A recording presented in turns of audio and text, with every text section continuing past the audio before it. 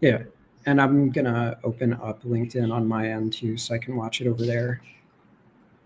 Then I can give it heart emojis and stuff. Love it.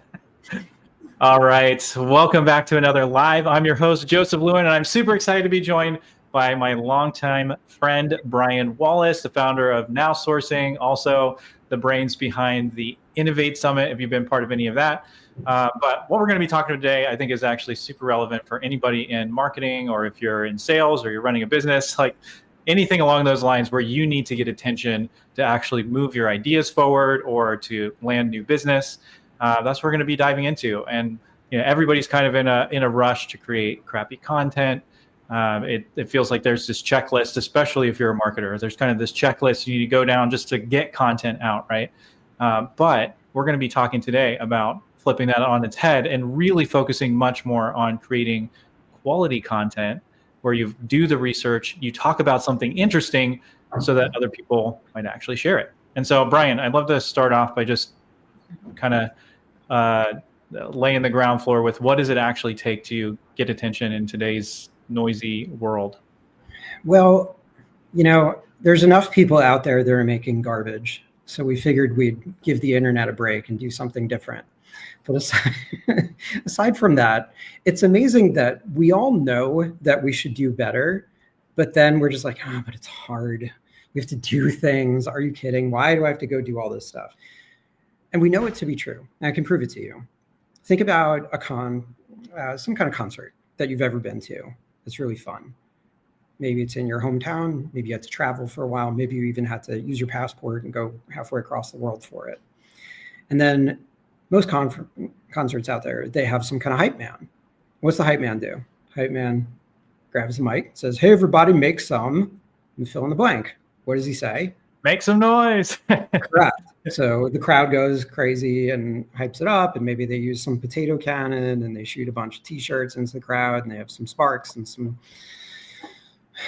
whatever, a bunch of pyrotechnics and crap, and then the main act comes on stage, or maybe there's a pre-act that comes on or whatever. And that's what everybody gets obsessed with, because I just have to get millions of followers and millions of views, and somehow magically that's going to work. And you've seen it, right? You've seen all these people and they're getting millions and millions of views and 20 cents from TikTok and 55 cents from YouTube. And nobody knows what they do for a living. And I'm just wondering, like, what's everybody doing? Like, there's not even a story into it. And a lot of it is just copycat content, garbage content, AI generated drivel that everybody can and will produce. So in a world that's noisy, there's like a signal to noise ratio in the world. Why are we ignoring that? Because it's hard to make things that are a signal. That's really what this comes down to. So a lot of people are impatient. They don't do the work. They don't put in the research. They don't think about the topic. They don't go evergreen enough. And they don't really make art that reaches an audience that they're trying to reach, that goes the distance. And I think that's really everything that people are missing. Yeah, and I would just want to throw in here, and we can dig into it a little bit more later, but I specifically have worked with you multiple different times to do infographics. And I think the interesting thing about getting attention and something that you're really great at is really digging in and understanding what's kind of the essence of the company that you're working with or the idea you're trying to get across. That's and right. Then what is it that the market actually wants? What are people hungry for? Mm-hmm. And then finding out, almost like the Venn diagram where there's the overlap between, what the market wants, what the algorithms and, what the PR and press are going to want, and then what the company actually wants to get across. And when you find that kind of nexus between all of those, then, you and your team do an awesome job at actually putting together a story that illustrates that point through the infographics. And then, ultimately what I think you do that's extremely unique is then you have relationships in the press and you know how to pitch those ideas and those stories to actually get people to share it. And that's right, because clients don't know what they want. Clients often over-explain things where they use complicated jargon, too much salesy knowledge, and they're going way over everybody's head, and nobody likes that because then they feel stupid. Yep. Why would you want to make your target client feel stupid? Right? I mean, that seems like if I just say it point blank like that, you'd be like, I don't want to make my client feel stupid. Right. You do, because you're just like torturing everybody with stuff that they don't understand. And in the world of sales, Joseph, like, people that are confused, a confused mind says no. So, but we can't help ourselves. We go straight for things that are very esoteric, overcomplicated, overly complex, when we should be trying to relate and negotiate in somebody's mind from an emotional capacity that's story backed and data driven through a visual. Yeah, so I'd love to dig into a couple of examples to illustrate this, because I think we can talk around it, and lots of people love, talking strategy, but I know that you're a guy who actually has you actually have the execution and the stories behind it. Before we go there real quick, if you are joining us live, let us know where you're tuning in from, because this is a live episode. And if you have an idea that you're trying to promote or trying to get across, post about it in here, and maybe we can weave it in somehow into our conversation and riff on some ideas, because that's fun. So so I'd love to dig into a couple of examples of where you've come in. So, like you said, there's usually kind of this disconnect between, actually an interesting one. I'll share this as an example of somebody who should have worked with you. And then I know you have a great example for where this would have worked, but we're both or I know you're in Israel now, but you lived in Cincinnati. That's where we met. I'm in Cincinnati. And so, you've got the Bengals and you've got Trey Hendrickson, who was the sack leader last year, but then he's struggling to get anybody to be interested in him outside of Cincinnati. And that really drove down the price that he was able to get from Cincinnati. And, it turned into a whole huge issue. And I've always been shocked at how little attention Trey Hendrickson gets compared to some of the other guys out there who, are in the same position. And anytime that the announcers are talking about somebody, Trey Hendrickson never gets mentioned except in a Cincinnati game, whereas these other guys will get mentioned all the time, and they weren't even as good. They didn't put up the stats. And I think a huge part of it is it's not good enough to be excellent or even the best at what you do. You have to be able to communicate it in a way that other people understand. I know you got a great story around a sports person you worked with. I saw where this was going. Yep, for sure. So sports is a fascinating subject because we know that there's so much storyline behind sports. Not even that, more than that, like romanticism, right? If you think about a whole bunch of great sports films and shows, there's so much emotion wrapped up in it. You could quote probably 30 different films that everybody's seen over the course of the last few decades, and you might not even care or know how the rules are, or even know like the names of 5 teams, football, basketball, right? All these different things from a college level, from a professional level. And they're just, you fall in love with the characters and the narrative and the story and the emotion, right? It's so heartfelt, and you don't even know what the heck's going on. Like you don't even know like who's winning or what sport. It's just like sports ball really made me cry today. And it's just it's fascinating. So let's turn our attention to a book and a movie and a movement that's commonly referred to as Moneyball, which is sort of the byproduct of when sabermetrics and analytics came into the sports world.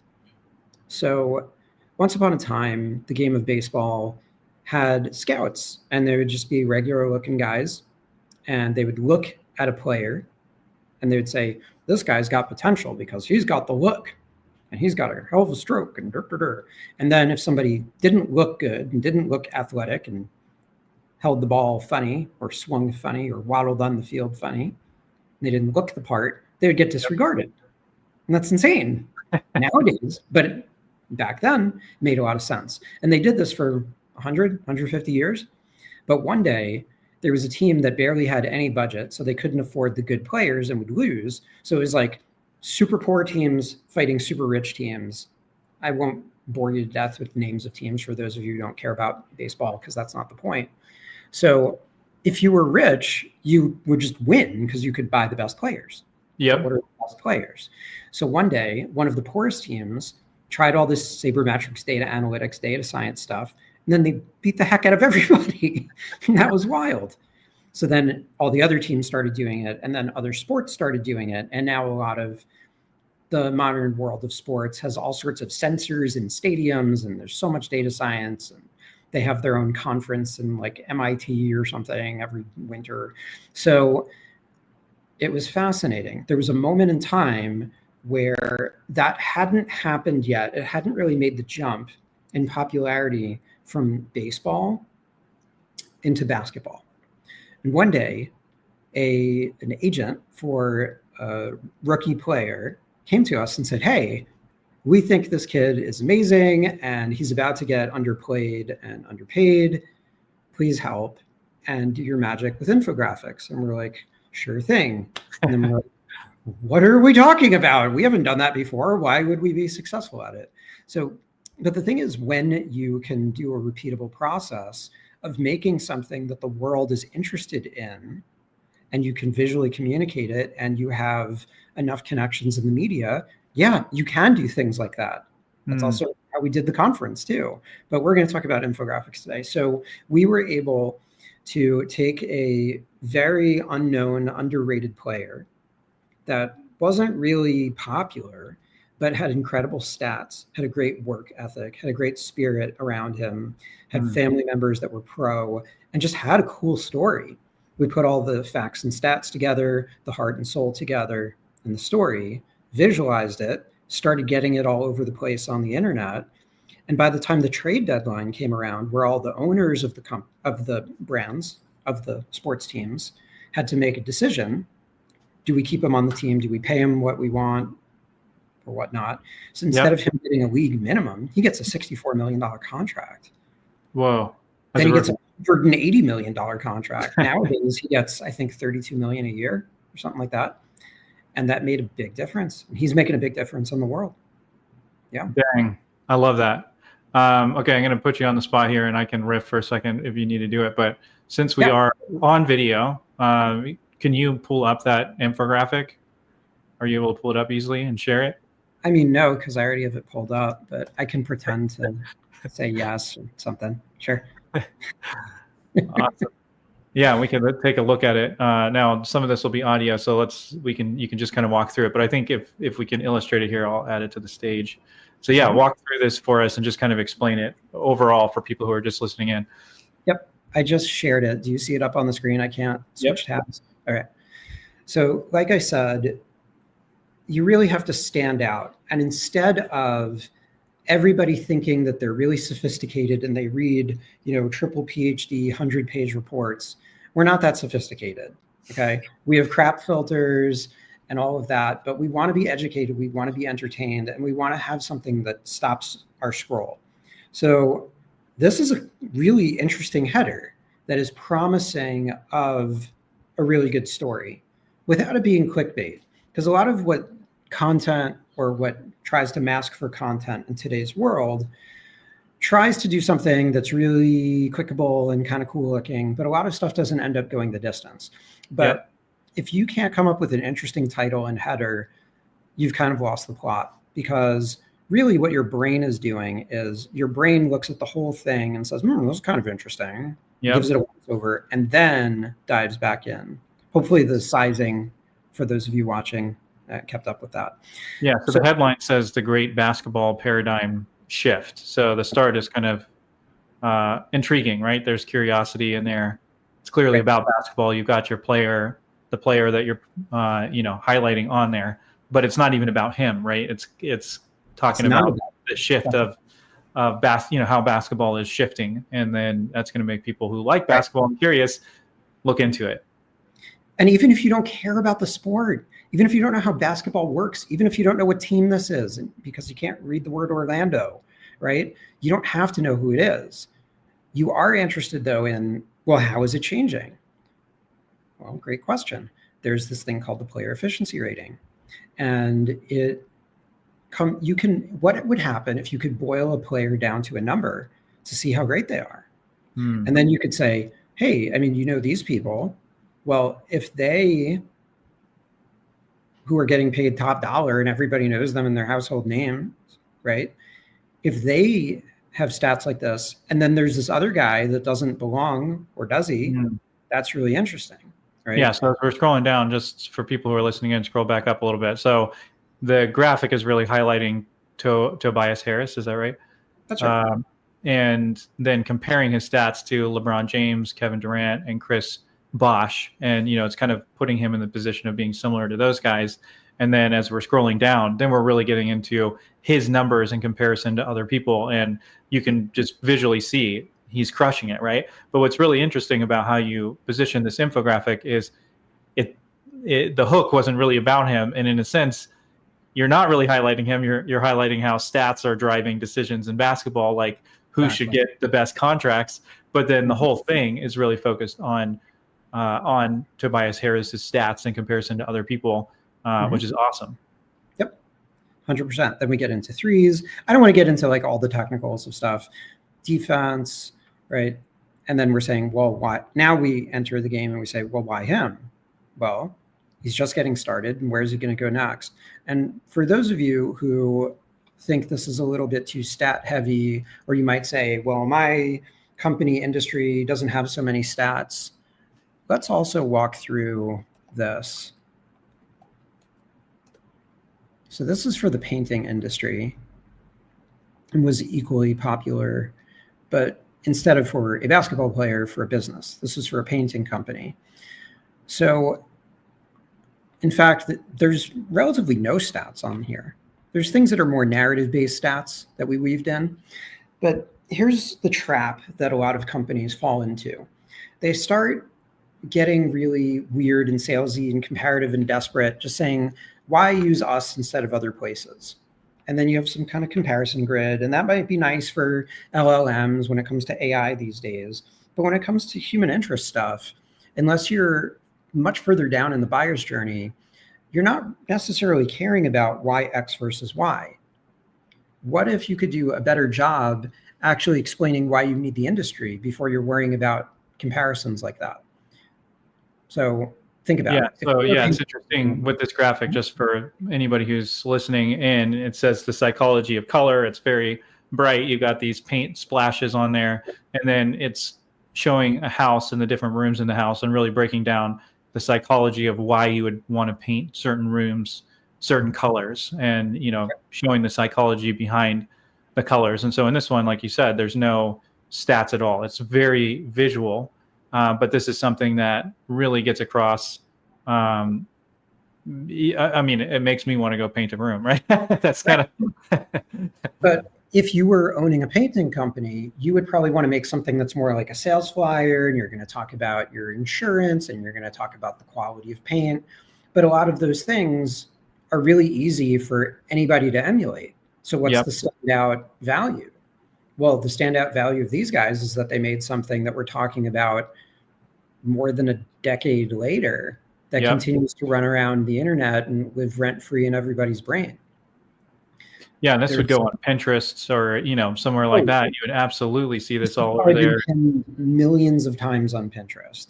It's in psychology textbooks. It's been translated into different languages.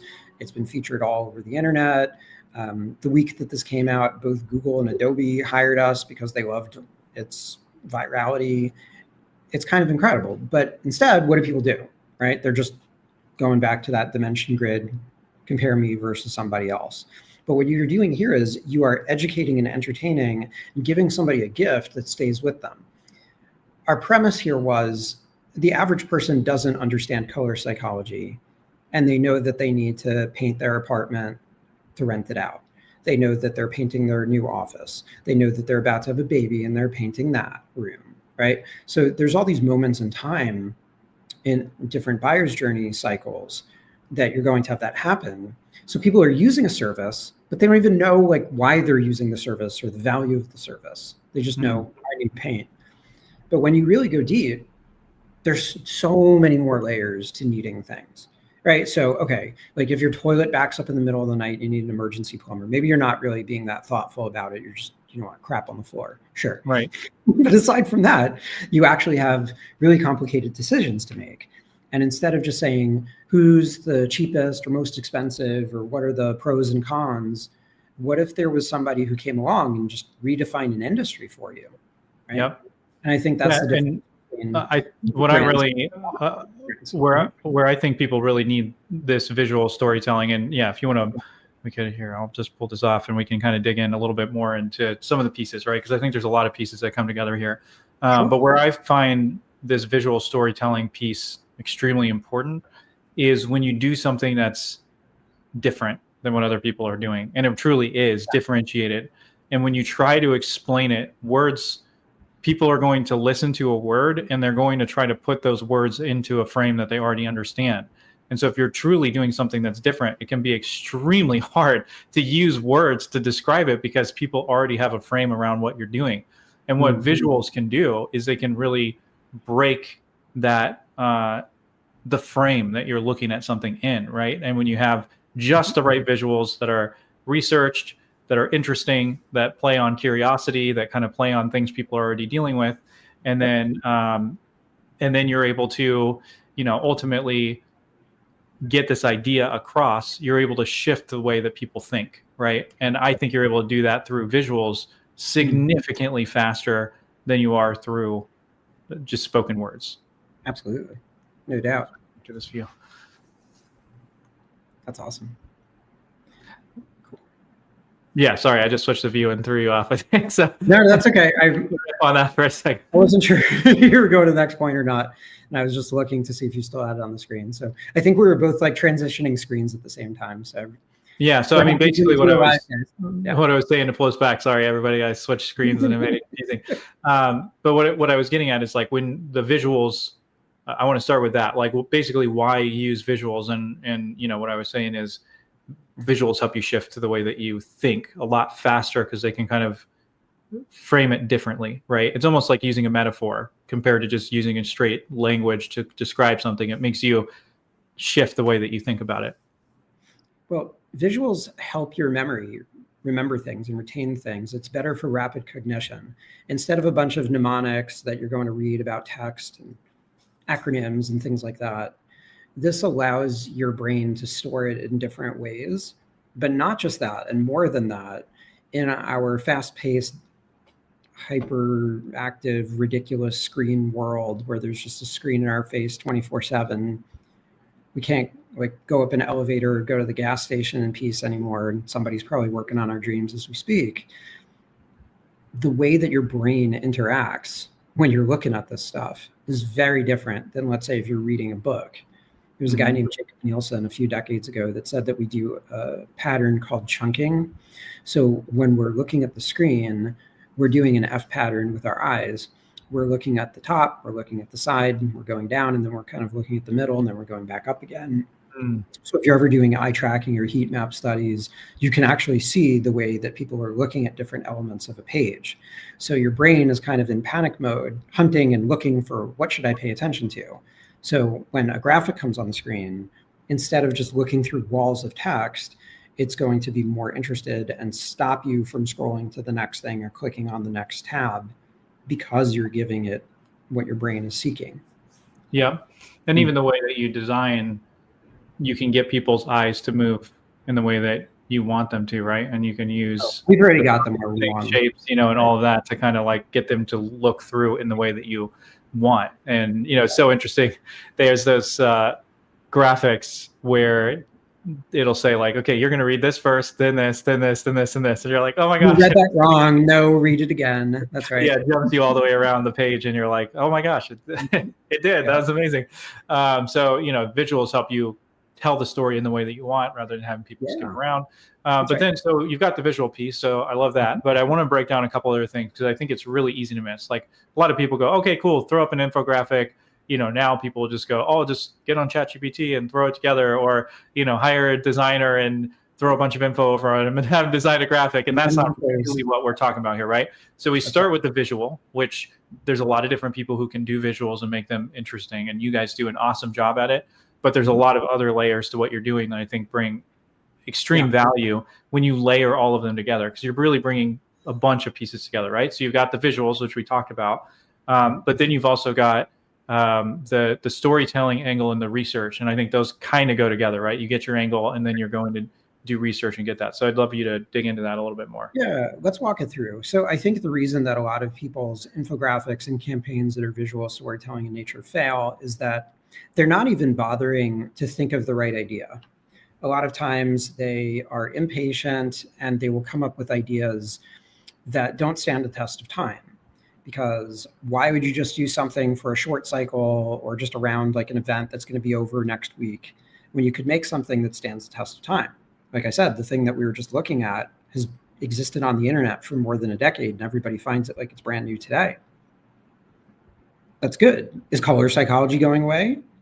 Are you going to rip your eyeballs out? Like, what century is that not going to be relevant, right? Yeah. So you have the ability to come up with an evergreen story that will stand the test of time, that will do a good or better job of explaining an industry to the world and positioning you as the expert within that industry.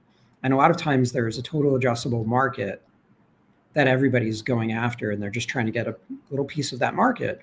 But there's times that people don't seem to understand that there could be an even wider market than the market that you could get engaged, that doesn't even think that they're a customer for that market, just by doing something like this and reaching all sorts of crossover audiences in the media. So we try to think about trends and patterns and things that our friends in the media care about. And we try to synthesize all the different knowledge that we know across different industries and across different media to try to suggest and weave that in. As a top line idea, that could be a great big idea that is solved by the time you're reading it, or that you're layering in different things that are interesting to different people. And that's also significant, because that means that other media could just be interested in just a snippet or just a stat or just an emotion. So by layering in all that stuff in the seed of the idea, the skeleton of the idea, and what we call the blueprint of the idea, which has all of the heart and soul and emotion, the storyline and the data, the good quality data, an interesting story that isn't just, two people fighting each other in a subway and like that's the whole clip and you don't even know what happened.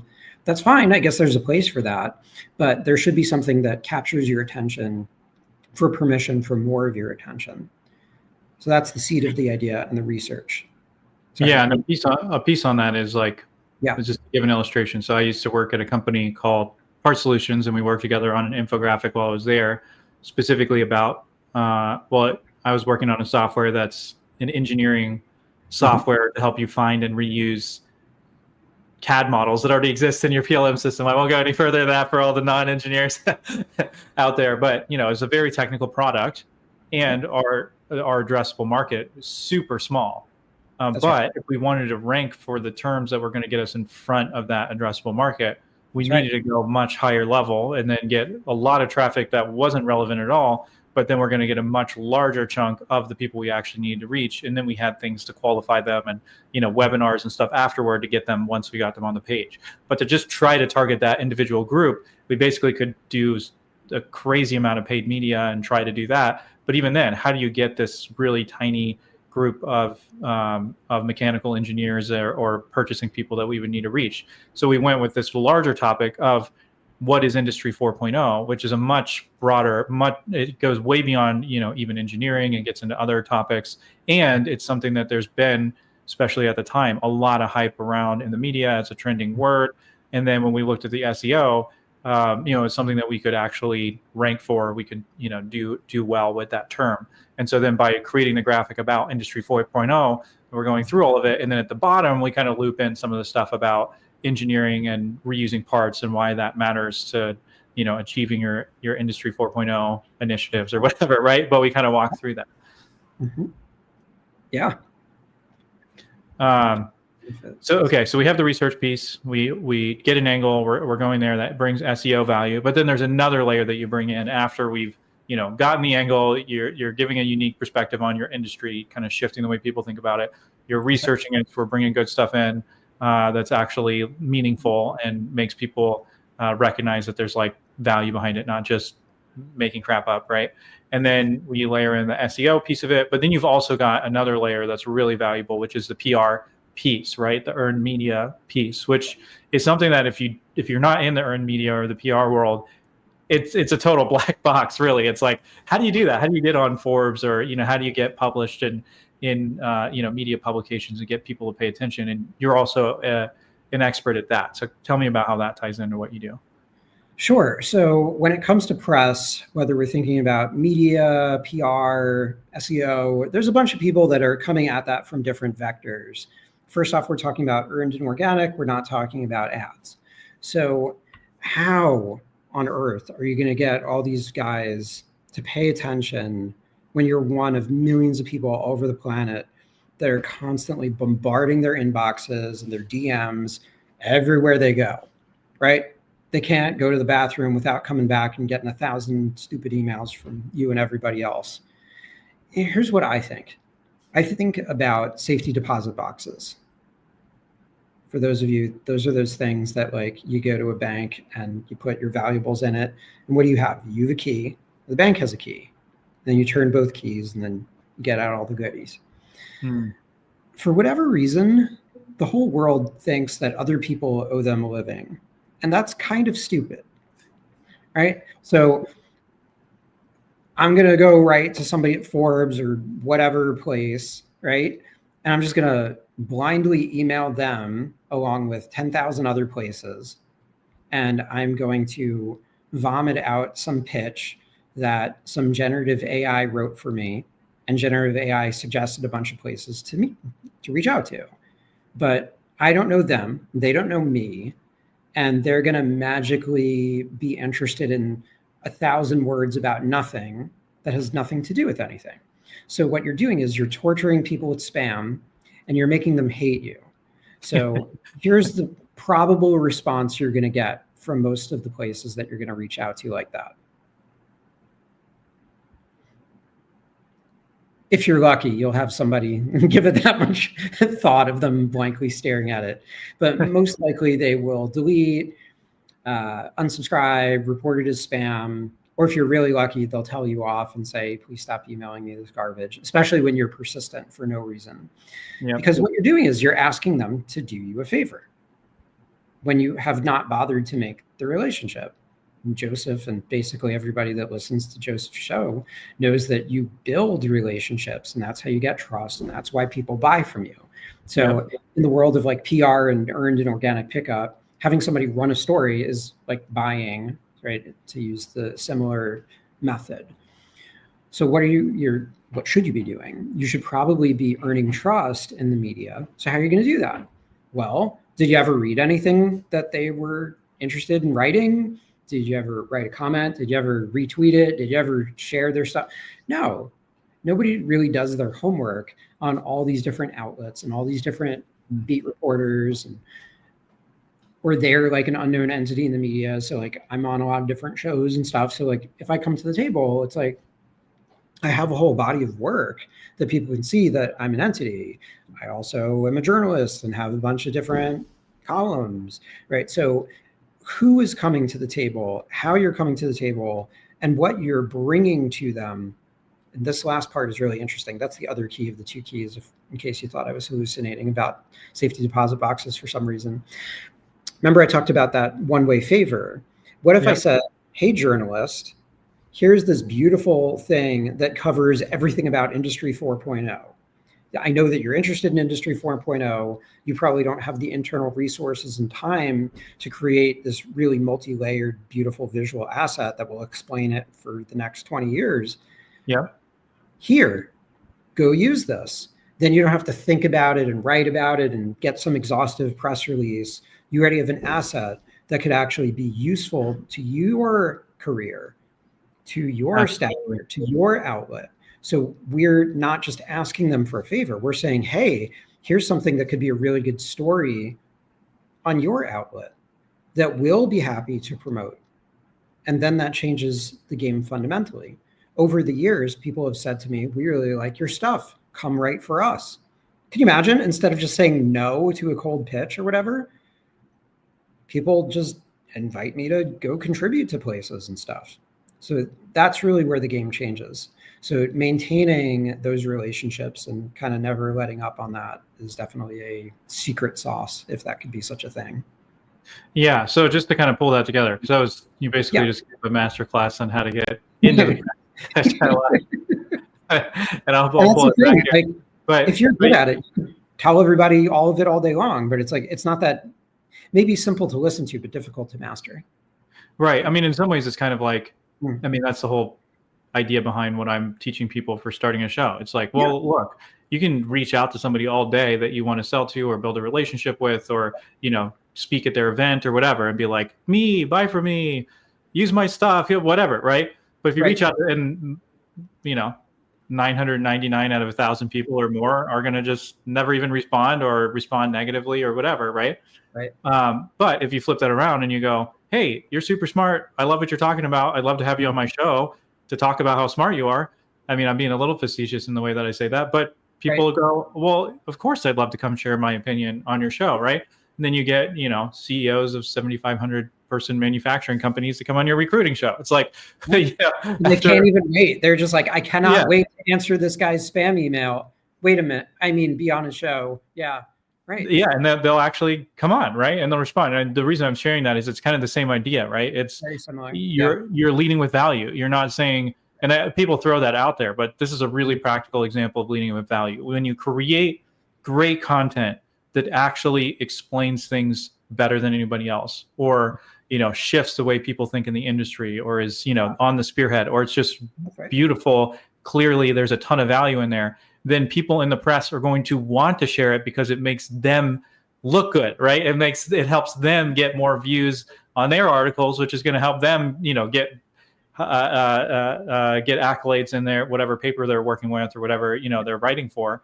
And it's going to help them move forward in their career. So, and then like you said, when you do that over and over and over again, then people are like, oh my gosh, I want to listen whenever Brian sends me something, right? Okay, but just to kind of pull it all together. So we've got the infographics that you're working on with people. You're really doing all of the things that we just talked about. And I think that's a huge value of what you're doing, right? You've got the visual aspect of where we're shifting the way people think. It's backed up by research. It's giving you SEO value.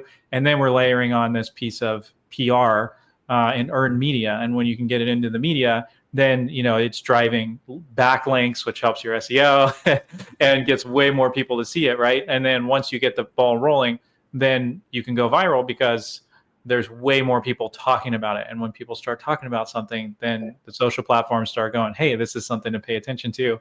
And that's how you can really get something to take off. And you're the best in the world at doing that, I think, with infographics. Thanks. We try. I think also generative will continue to pick this stuff up too, because it doesn't go think for itself. What is it doing? It's looking to see what's content that's good, that's hitting a signal, that's resonating with people, that's getting picked up in places, right? So there's a lot of tools that are just kind of newly reporting on that, but I know it's already happening. Yeah, and it's searching things like, basically from talking to people that I know in SEO, it's basically just you're still using all the same SEO principles that you were before. And what are some of those? It's getting earned media and getting backlinks to your website from credible sources. It's getting people to talk about your products and review them. It's getting people to talk about something on Reddit or whatever, right? And an infographic or something like that is far more likely to get that all of that attention off of your website, right? Linking back to your website, and you're have a way higher likelihood that people are going to be talking about what you're doing that way. Okay, cool. Well, we went super deep dive into not only what you do, but kind of the idea behind each piece of the value that you bring. So how could people find out more about you personally and then what you're up to at Now Sourcing? Sure. So there's still too many people in the world named Brian Wallace. That's not a threat. It's just a fact. So I go on social channels as Now Sourcing. Most of my content you're going to find on LinkedIn. There's always a visual newsletter we do typically every week if you're already subscribed on that. And of course, you can always go to nowsourcing.com. Yeah. And I said this at the beginning, but I'm going to say it again. Brian is awesome, really awesome guy, seriously high integrity person, but then also he's really good at doing the infographic thing.